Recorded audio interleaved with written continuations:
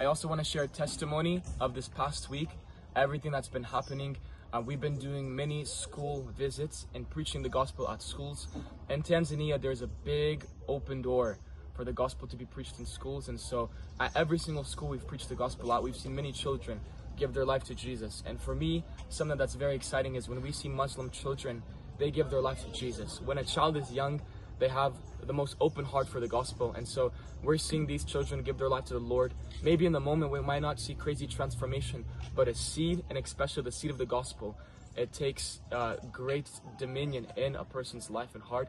And so we've just seen many children give their life to the Lord. We've seen many children receive healing in their body and deliverance and freedom in their soul and spirit. And we also got the privilege to preach at a Maasai village. In Tanzania, a lot of Maasai villages are not being reached by the gospel.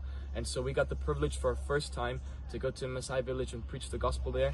And we were honored to see how when we spoke the gospel and shared the message of Jesus, we didn't do anything fancy, we didn't do anything crazy, we just shared the gospel with them. We saw how people responded to the gospel, and especially at the end of our program, we saw around 6 to 7 older men that are leaders in the village come forward to declare boldly that they want to give their life to Jesus. Afterwards, we were able to hand them a Bible in their own language. And so one of the people that came up to receive Christ was the chief of the village. And so that was so powerful to see how somebody that leads a group of people decides to make a transformative decision to fully surrender to Jesus. And so these are just a couple glimpses of the testimonies that we've seen.